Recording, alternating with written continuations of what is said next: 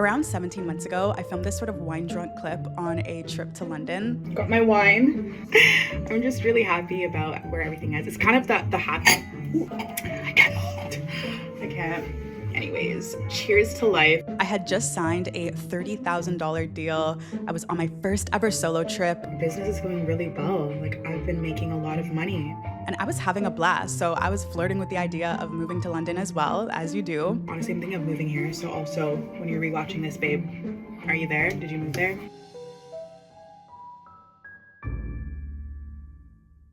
Honestly, I thought I was at my peak. I thought that this was my absolute final form, but little did I know that it was only just the beginning and things would escalate pretty damn fast. I actually did move to London, and the day this video is posted will be exactly a year since I moved into this flat in London, which, fun fact, is only a 15-minute walk away from the same hotel that I filmed this video in that made me fall in love with the city.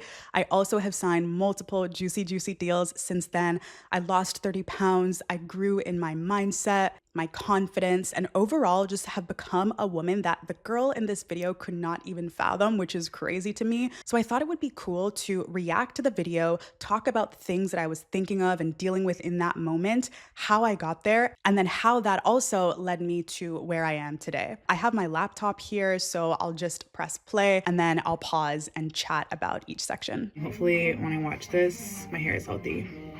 Rewatch it.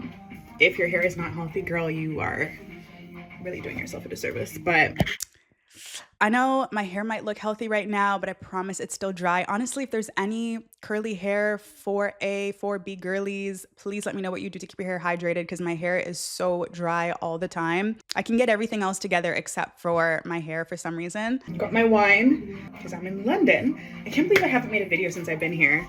It's been honestly such an amazing trip. I had an amazing birthday. I also went to Paris on a solo trip for one day. It was so nice.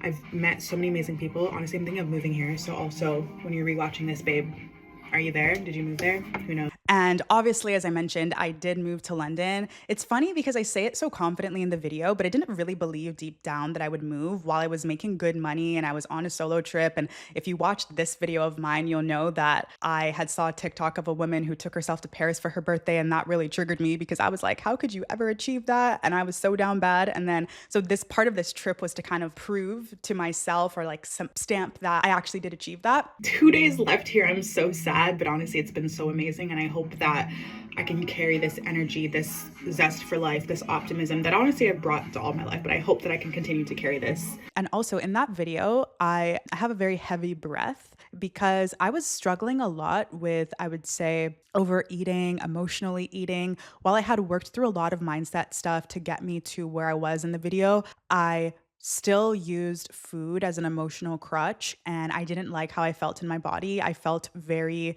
just heavy. I decided, okay, if I'm going to make this move, I need to do it big, and I need to really stay disciplined because I'm going to need a lot of discipline to survive on my own out in a new country. But also I want to feel amazing. I want to feel like the version of myself who I imagine is living alone in this city and having the business and doing the things. So I committed to that. And if you've watched any of my videos before, you'll know that I like a big ritual of drastic change to kind of cement this new shift or this new era that I'm going to go into. So I decided to do, as we all do, the 75 hard in January. And I started it off. I think I got till day like 50 and I got sick, and then I started back, and then I got sick again. And I was getting sick a lot during that time. As a Christian, I feel like I was just dealing with a lot of spiritual warfare in the sense that I was really unplugging and gutting out generational trauma. Like I was dealing with them up front, and that just took a toll on me emotionally and then physically as well.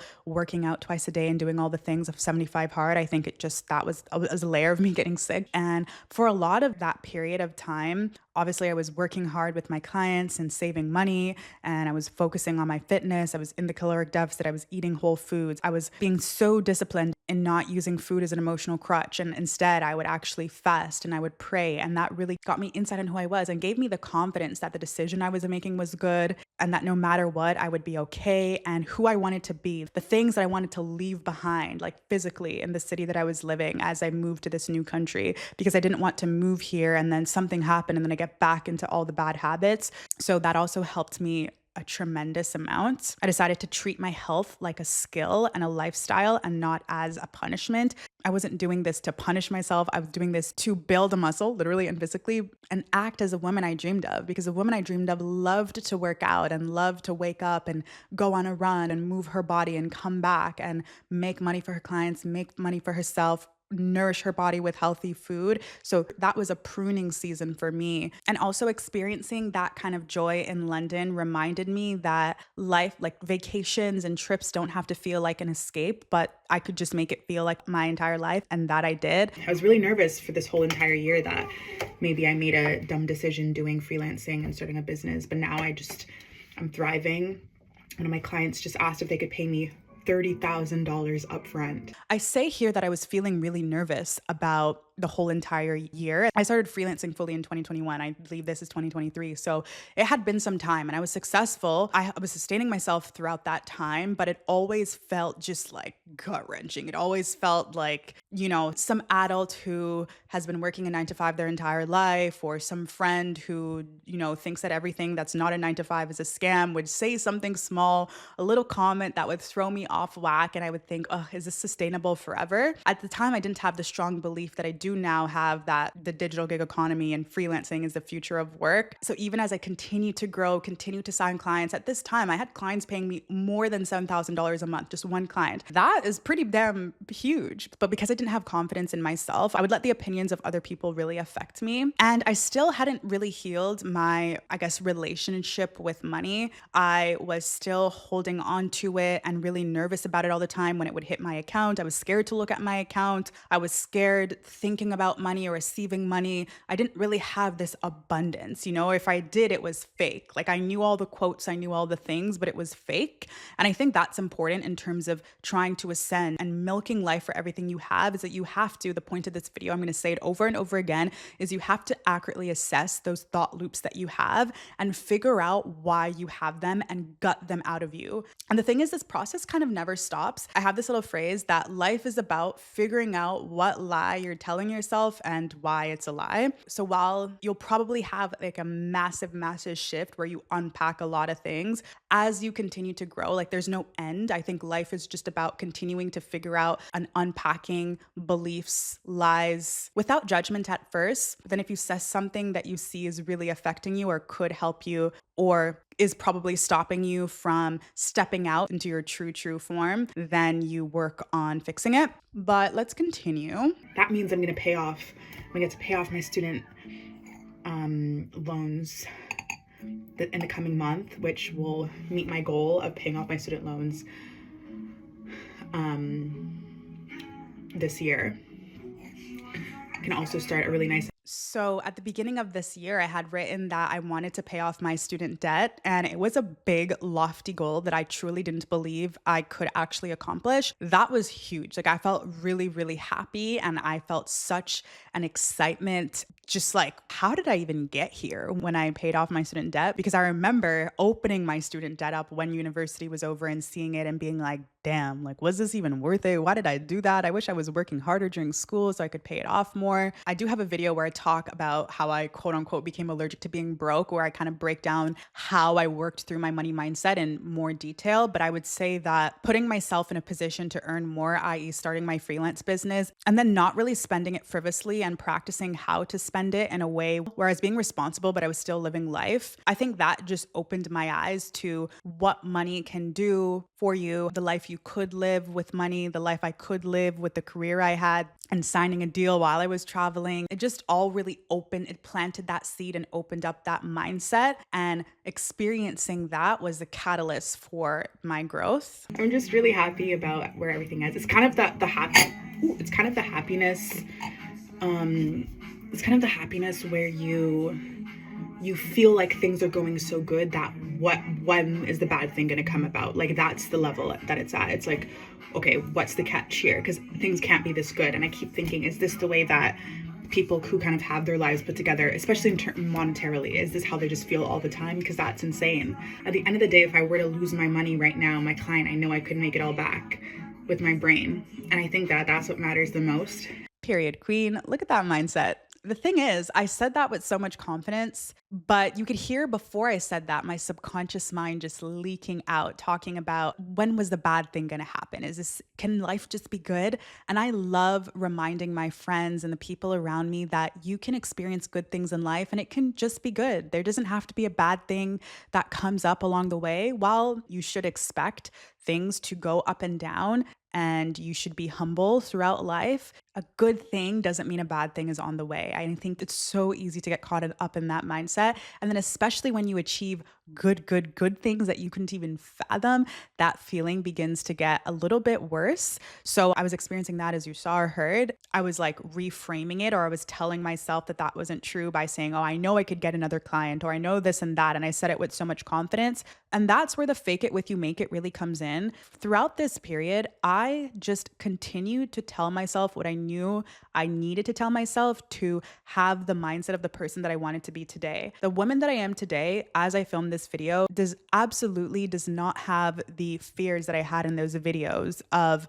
thinking that everything is going to fall apart. I'm humble enough to know that that could happen. But I'm confident enough to know that if that chapter were to occur in my life, it would be a great plot to the story and an excellent lesson. So the fake it till you make it kind of affirmations, while they're not all you need to do to get where you want, they can play a big role if they're paired with action. So while I would say the thing, I would take small little risk to prove to myself that the things that I was saying were true. You never know when something bad can happen. You never know when everything can be taken away from you.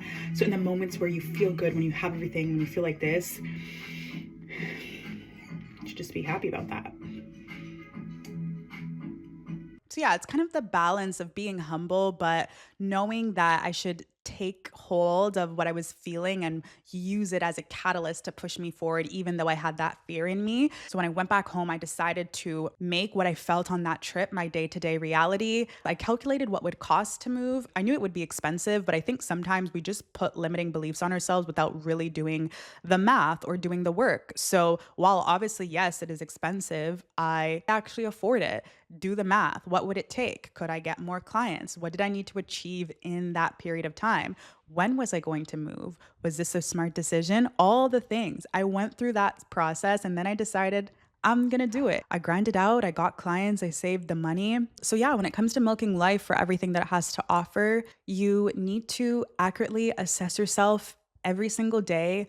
Be so brutally honest with yourself, so much so it hurts. Like you really have to confront all the beliefs that you have, good, bad, ugly, grotesque things that you would never want people to know you believe, think, or say. You have to really put that on the table. Work towards gutting those out by small day-to-day action and little tiny acts that feel risky to affirm to yourself who you actually are. So it's not just about confronting those things and using words to kind of fake it as you make it and affirm a new self, but actually moving in that new energy as well. If you do this day in, day out, not looking for anyone's validation, doing the quiet work, waking up crying, waking up feeling defeated, waking up thinking, I got to do this again, over and over and over again, eventually you'll look back and think, damn, how did I end up here? What did I do? Most people are just unwilling to do the work. That's really it. That girl in the video could not believe this version of me right now filming this video, and I'm not even done yet. I just want this to be a reminder that if you keep at it, you will get where you want. You can do it. I don't care what circumstances you've come from. You can do it. You can achieve the life you want. You just need to persevere. Stay ruthless with what you consume. Be intentional with your actions. And I promise it'll also help you go get paid. Bye.